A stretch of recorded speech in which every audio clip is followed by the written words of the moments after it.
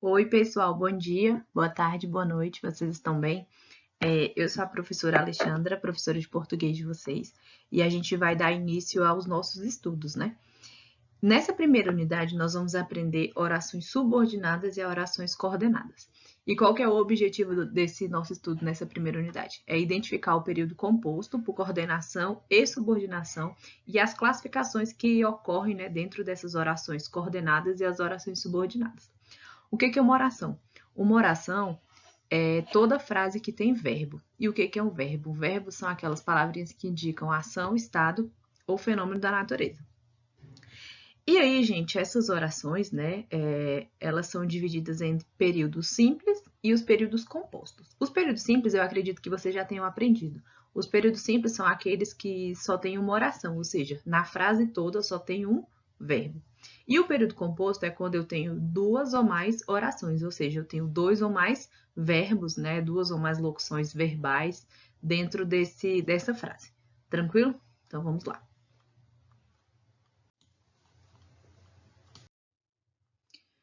Olha só, o que é um período composto? Igual eu falei para vocês, né? Que é um período que é constituído de duas ou mais orações, beleza?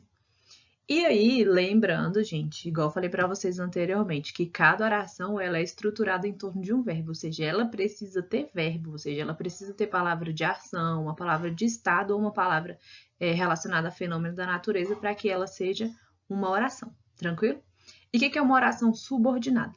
É uma oração que ela é dependente sintaticamente da outra. Como assim, professora? Eu tenho duas orações e é como se uma completasse o sentido da outra. Tranquilo? Olha esse exemplo aí, ó. Os credores internacionais esperavam que o Brasil suspendesse o pagamento dos juros. Primeiramente, vamos destacar os verbos desta oração aí, destas orações, né? Vou pegar uma corzinha aqui, pode ser o vermelho. Os credores internacionais esperavam, né? É uma palavra que indica ação, a praticação de esperar. Primeiro verbo, então, primeira oraçãozinha. Aqui essa barrinha é para dividir as orações, né? Os credores internacionais esperavam o quê? Que o Brasil suspendesse o pagamento dos juros. Suspendesse é verbo também, né? É a ação de suspender algo, né? Ou alguma coisa. Olha só. Então, os credores internacionais esperavam, é a primeira oração. Vou tentar colocar umzinho aqui.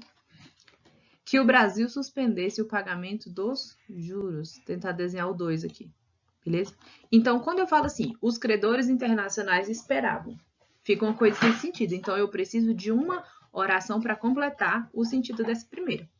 Beleza? Por isso que elas são subordinadas, né? Essa daqui, essa primeira aqui, os credores internacionais esperavam, ela precisa da oração 2 para completar o sentido dela, porque senão fica uma coisa muito vaga, né? A gente vai ficar naquela curiosidade de os credores internacionais esperavam, beleza, mas o quê? Que o Brasil suspendesse o pagamento dos juros, beleza? Por isso que são orações subordinadas, né? Uma completa o sentido da outra. Então, gente, dentro dos períodos compostos, a gente tem duas classificações, né? Duas divisões.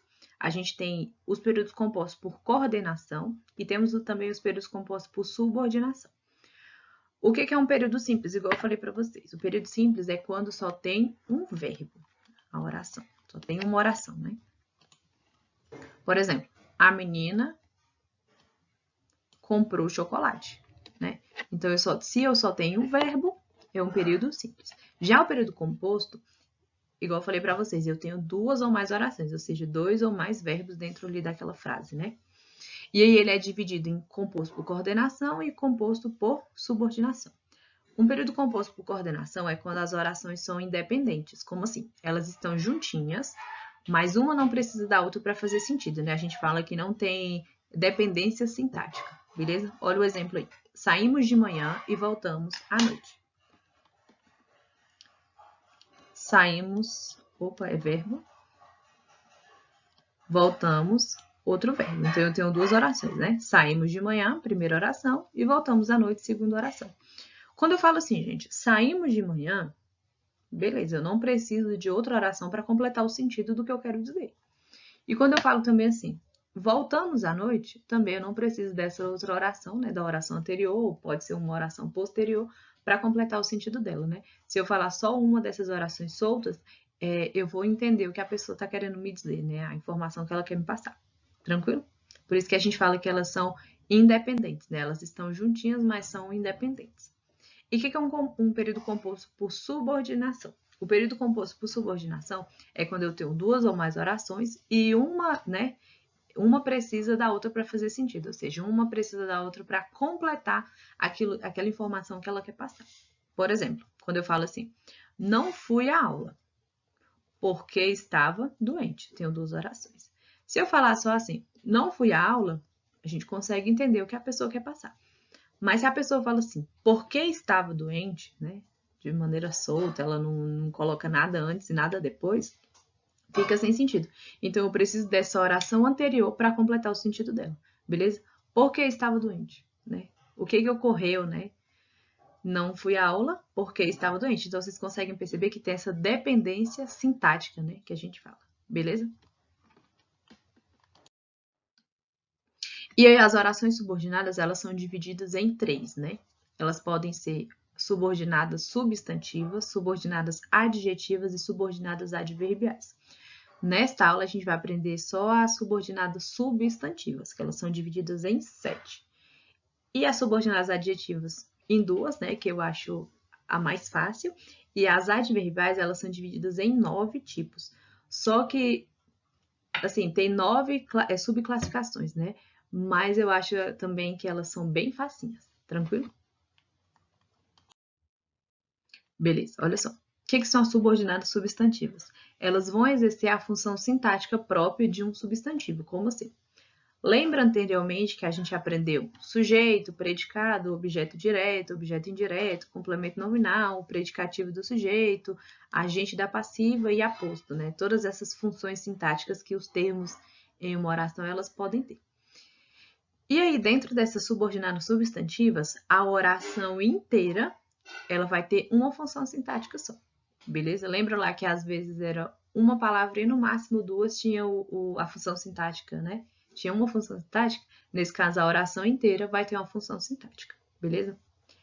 Vamos lá nas divisões. O que é uma oração subordinada substantiva subjetiva? Ela vai ter função de sujeito em relação ao verbo principal, ou seja, a oração inteira vai ter a função de sujeito. Normalmente, a gente troca a oração inteira pela palavra isso. E aí, quando a gente organiza, a gente vê qual pode ser a função sintática que ela tem. Quando eu falo assim, é importante que tenhamos equilíbrio da balança comercial. Se eu falar só assim, é importante isso, ou então eu falo, isso é importante, né? Então, a gente percebe que o isso, ele vai ter função de sujeito na oração. Então, ele tendo função de sujeito e o isso substituindo toda essa oração, a gente já consegue perceber que a função dele é de sujeito, então a gente vai marcar lá que ela é subjetiva. A subjetiva ela é mais complicadazinha, mas as outras dá pra gente compreender melhor, beleza? Objetivo direto é a função de objeto direto em relação ao verbo da oração principal. Por exemplo, os contribuintes esperam o quê? Que o governo altere as normas do imposto de renda. Quando eu falo assim, os contribuintes esperam, quem espera algo ou alguma coisa. Os contribuintes esperam, a gente vai precisar de um objeto direto, né? Um complemento do verbo para completar o sentido do verbo esperar. Então, por isso que essa oração, que o governo altere as normas do imposto de renda, ela funciona, né, inteiramente como objeto direto dessa oração aí, né? Os contribuintes esperam. O que é a oração subordinada substantiva objetiva indireta, né? Ela vai ter a função de objeto indireto em relação ao verbo da oração principal. Lembra que o objeto indireto é quando é o complemento do verbo com uma preposiçãozinha. Normalmente é o de, o a e o por, né? As preposições essenciais, né? Que a gente aprende lá atrás. Por exemplo, o país necessita de que se faça uma melhor distribuição de renda. Quando eu falo assim, o país necessita, que necessita de algo ou de alguma coisa, né? Eu poderia falar assim, o país necessita disso. Então, esse de que se faça uma melhor distribuição de renda está completando o sentido do verbo necessitar, beleza? Então, por isso que é um objeto direto, né? Por isso que ela tem essa função de objeto direto. E é só lembrar, gente, que tem a preposiçãozinha aqui. Normalmente vai aparecer esse Dzinho aqui. Tranquilo? Temos também, né, a oração subordinada, substantiva completiva nominal. Ela vai ter a função de complemento nominal. Se existem os complementos verbais, né, se existem aqueles termos que completam o sentido de um verbo, também existe um complemento para dar sentido, né, completar o sentido dos nomes em uma oração. Quando eu falo assim, o país tem necessidade de que se faça uma reforma social. O país tem necessidade de quê? Né? Necessidade é um nome, e aí ela está pedindo um complemento, ou seja, um complemento nominal. O país tem necessidade de que se faça uma reforma social. Esse de que se faça uma reforma social está completando o sentido do nome necessidade. Olha lá o outro. O governador era contrário a que mudassem as regras do jogo. Né? Ou seja, o governador era contrário a quê? A que mudassem as regras do jogo. Então, essa oração aí, a que mudassem as regras do jogo, está completando o sentido desse nomezinho aí, né? Contrário. Percebia-se que agia favoravelmente a que mudassem as regras do jogo. Percebia-se que agia favoravelmente a quê? A que mudasse as regras do jogo. Então, essa oração, a que mudasse as regras do jogo, está completando o sentido dessa palavra favoravelmente. Se a gente perceber, se a gente tirar essas orações, né, que estão completando o sentido dela, a gente vai ver que fica aquele ar de curiosidade, né? A gente quer que complete o sentido dessas orações, né? Por isso que a gente fala dessas orações que são dependentes sintaticamente. Na letra E, né? Oração subordinada substantiva predicativa. O que é uma oração subordinada substantiva predicativa?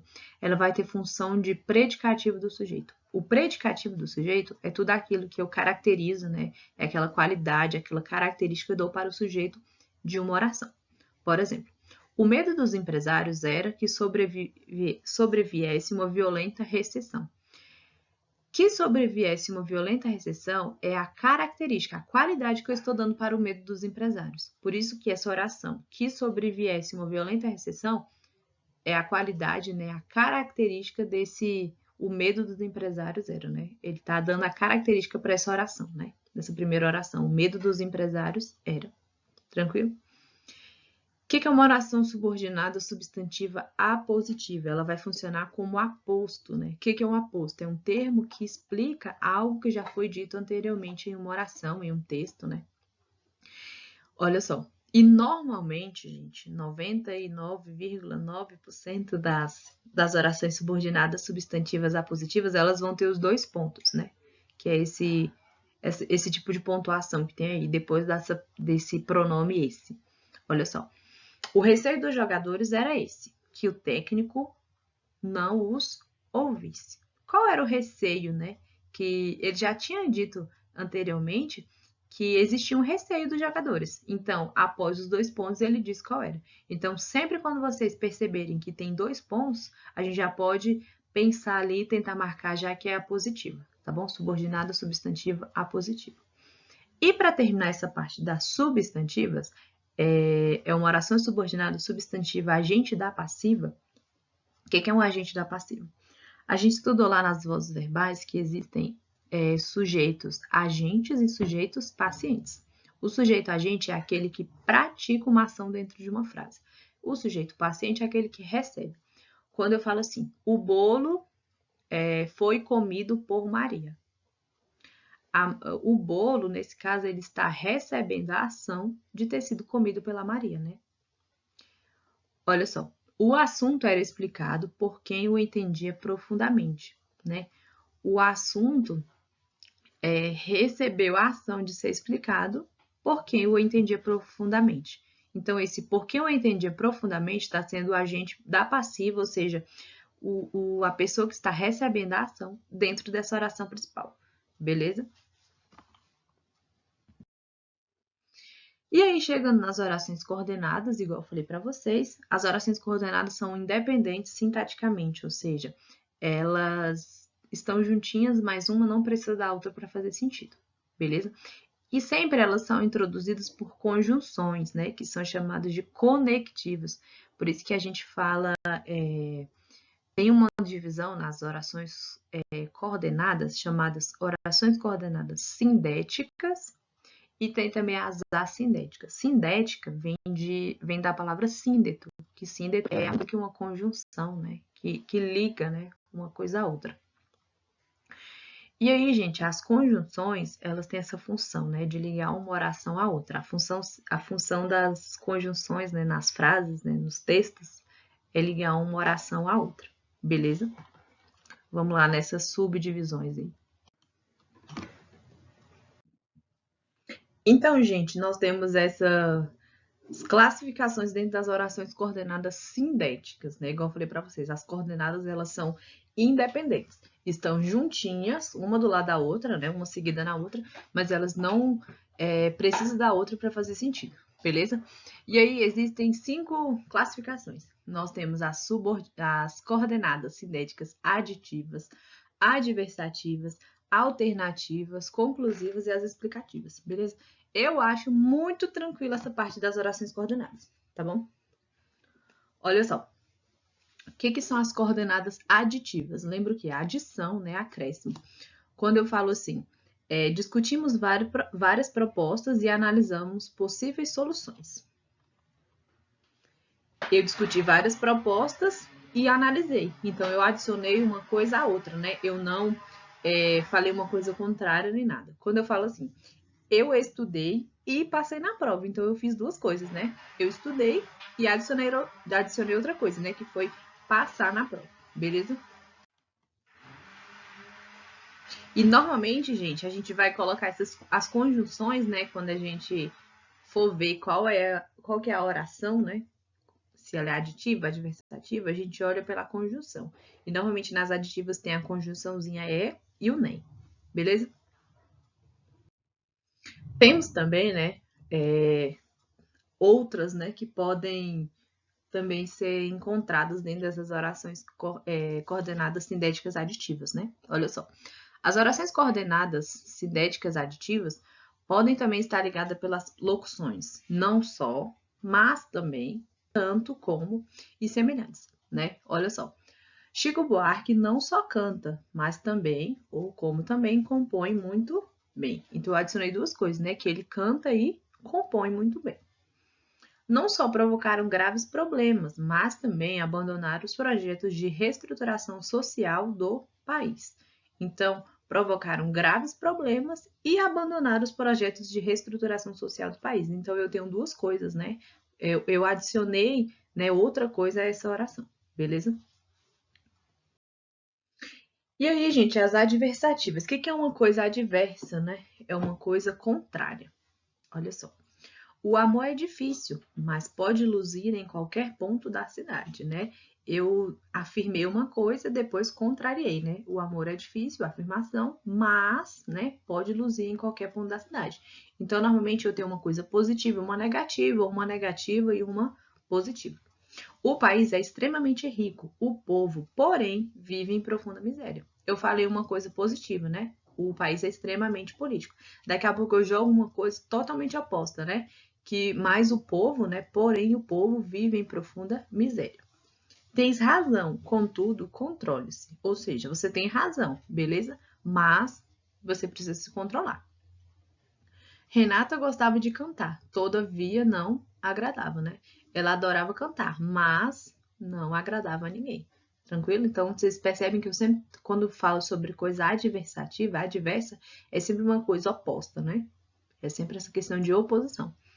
O time jogou muito bem, entretanto, não conseguiu a vitória. A galera jogou bem o tempo todo, mas não conseguiu a vitória. Então, eu tenho coisas opostas. E normalmente, quando eu vou falar essas orações coordenadas sindéticas adversativas, eu vou usar algumas conjunções também, né? A gente sempre vai usar as conjunções. E normalmente a gente vai encontrar a conjunção mas, né? Sempre ela está por lá, vamos supor 90% dos casos. E nos outros casos a gente pode usar o porém, contudo, todavia, entretanto. E algumas das locuções conjuntivas, né? Que é no entanto, não obstante, nada obstante. Beleza? Temos também as alternativas. O que é uma coisa alternativa? Alternância, né? Eu tenho escolhas, né? Olha só. Normalmente a gente usa a conjunção ou, né? Ou então, ora, ora, já, já, quer, quer, seja, seja. Olha só. Diga agora ou cale-se para sempre. Eu tenho uma escolha. Ou eu falar agora, eu vou me calar. Tranquilo? Ora age com calma, ora trata a todos com muita aspereza. Ou seja, ela tem essa alternância, né? Só escolha, né? Ou faz uma coisa uma hora, ou faz, ou trata a todos com muita aspereza. Estarei lá, quer que você permita, quer que você não permita. Entendeu? Tipo assim, eu vou estar lá, você permitindo ou não permitindo, né? Então, tendo essa escolha, né? Temos também as orações coordenadas sintéticas conclusivas, elas vão trazer uma conclusão ou uma consequência, né? Expressa lá pelo fato do verbo da oração anterior, né? Olha só, e normalmente a gente vai usar o então, assim, por isso, por conseguinte, de modo que, em vista disso. Normalmente a gente usa também o logo, portanto e o pois, né? 90% dos casos a gente vai achar o pois, né? O pois ou logo, beleza? Não tenho dinheiro, portanto não posso pagar. Eu não tenho dinheiro, então eu tiro a conclusão de que eu não posso pagar. A situação econômica é delicada. Devemos, pois, agir cuidadosamente, né? Eu afirmei que a situação econômica é delicada e a conclusão é que eu devo agir cuidadosamente, né? O time venceu, por isso está classificado. O time venceu, então eu tiro a conclusão de que ele está classificado. Aquela substância é tóxica, logo deve ser manuseada cautelosamente. Então eu afirmei que a substância é tóxica, mas eu tirei a conclusão, né, que ela deve ser manuseada cautelosamente. E para terminar, nós temos as explicativas. O que é uma coisa explicativa, né? Eu vou trazer uma explicação, uma justificativa ao fato que foi expresso nessa oração anterior, né? Nessa declaração anterior. As conjunções, né, que normalmente ela também vão estar lá, é o que, o porquê e o pois, né? Lembrando que a diferença do pois na conclusiva para a explicativa. A conclusiva, eu estou concluindo algo, mas usei o pois, né? E a explicativa, eu vou explicar, justificar algo. Então, vocês sempre vejam o contexto para ver, né? Que às vezes tem o pois nas duas, mas uma vai estar explicando, outra vai estar concluindo. E também a gente encontra muito o porquê. Então, sempre que eu digo, normalmente, a gente vai encontrar essa conjunção porquê ou pois, beleza? Vou embora que cansei de esperá-lo. Qual foi a razão para que eu esteja indo embora? Porque eu cansei de esperá-lo. Vinícius devia estar cansado porque estudou o dia inteiro, né? Qual que é a justificativa, a explicação por Vinícius estar cansado? Né? Porque ele estudou o dia inteiro. Tá? Vocês percebem que eu não estou justificando, eu não estou concluindo nada, né? Eu estou justificando, né? Ou explicando algo. Cumprimente-o, pois hoje é seu aniversário. Qual que é a razão, qual que é a justificativa, qual que é a explicação para que eu cumprimente, né, alguém? É que hoje é o seu aniversário, beleza? Pessoal, bons estudos para vocês. E qualquer dúvida, reveja essa aula quantas vezes vocês quiserem, tá bom? Espero vocês na próxima aula. Até mais!